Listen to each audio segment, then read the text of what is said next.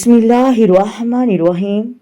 क्या आप जानते हैं, क्या आप सोने से पहले अपने बिस्तर पर लेटते हुए एक ऐसी गलती तो नहीं करते जिससे हमें हमारे प्यारे नबी करीम सल्लल्लाहु अलैहि वसल्लम ने मना फरमाया। हो सकता है कि ये काम आप रोज़ाना करती हूँ, शायद आपने कभी इस पर गौर भी ना किया हो। वो काम है पेट के बल लेट कर सोना। आज की वीडियो आखिर तक ज़रूर सुनिए, क्योंकि हम आपको सिर्फ ये नहीं बताएंगे कि इस तरीके से सोना क्यों छोड़ना चाहिए, बल्कि ये भी बताएंगे कि नबी करीम सल्लल्लाहु अलैहि वसल्लम ने सोने का कौन सा तरीका हमें सिखाया है। हज़रत तिग़फ़ा गफ़ारी रदियल्लाहु ताला अन्हु से रवायत है कि वो मस्जिद में पेट के बल लेटे हुए थे। इस दौरान नबी करीम सल्लल्लाहु अलैहि वसल्लम वहाँ तशरीफ़ लाए और उन्हें अपने पाँव से हरकत देकर फरमाया कि ऐसा लेटना अल्लाह तबारक व तआला को पसंद नहीं है।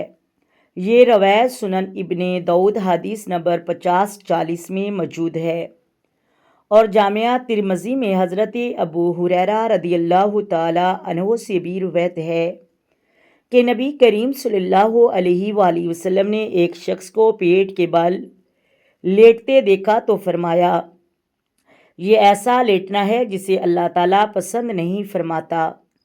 जामिया तिरमिज़ी हदीस के अंदर ये हदीस मौजूद है। ये सिर्फ सोने का अंदाज नहीं, बल्कि एक ऐसी आदत है जिसके बारे में नबी करीम सल्लल्लाहु अलैहि वसल्लम ने हमें तवज्जो दिलवाई। यहाँ एक बात समझना बहुत ज़रूरी है, और हम ये दावा नहीं करेंगे कि पेट के बल सोने से लाजम फ़लाँ बीमारी हो जाती है या हर शख्स को कोई ख़ास जिस्मानी नुकसान ज़रूर होगा।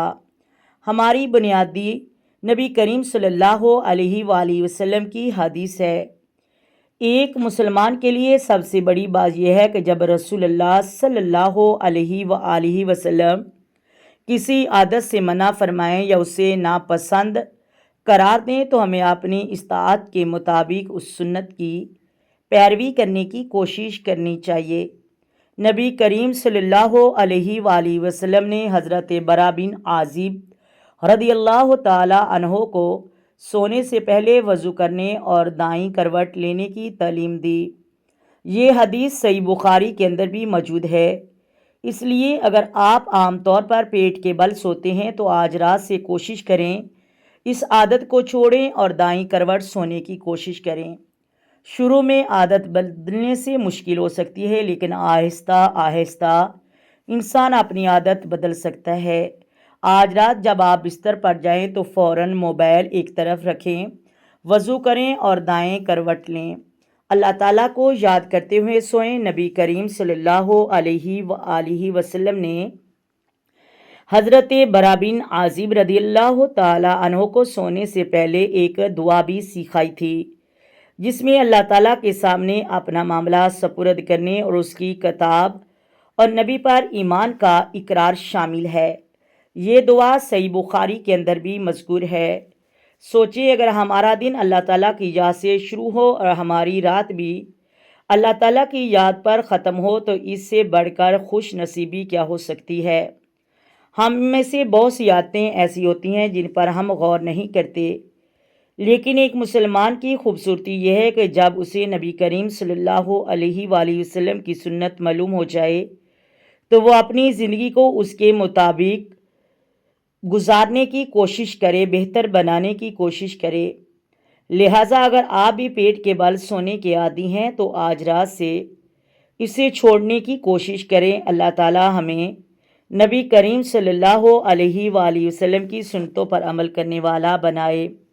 आमीन या रब्बुल आलमीन। अगर आपको ये बात मुफीद लगी है तो वीडियो को लाइक करें, अपने घर वालों और अपने दोस्तों के साथ ज़रूर शेयर करें और कमेंट में सिर्फ इतना लिख दें कि या अल्लाह हमें सुन्नत पर अमल करने की तौफीक अता फरमा। आमीन। और ऐसी मज़ीद इस्लामी और इस्लाही वीडियोस के लिए हमारे चैनल को सब्सक्राइब ज़रूर करें।